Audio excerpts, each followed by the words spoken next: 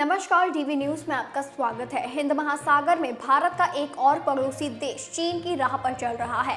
सिर्फ 5 लाख आबादी वाला देश अब भारत को आंख दिखाने लग गया है। नई सरकार का गठन होते ही यह देश चीन के चंगुल में फंस गया और भारत से बगावत करने पर उतर आया है। पहले उसने भारतीय सैनिकों को अपनी धरती से जाने के लिए कहा और अब एक बड़ी डील तोड़ने का फैसला किया है। इस देश का नाम है मालदीव। राष्ट्रपति मोहम्मद मुइज्जू को अभी मालदीव की सत्ता संभाले सिर्फ महीना भर ही हुआ है और वह चीन की राह पर चलने लगा है।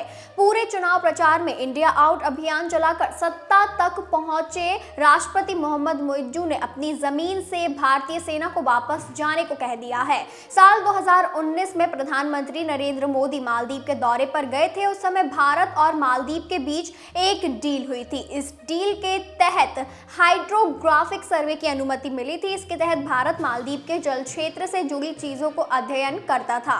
बता दें कि मालदीव की नई सरकार अब इस डील को तोड़ रही है। मालदीव के राष्ट्रपति कार्यालय से जारी बयान में कहा गया है कि नई सरकार ने 7 जून 2024 को खत्म होने वाली हाइड्रोग्राफी डील को आगे बढ़ाने का फैसला नहीं किया है।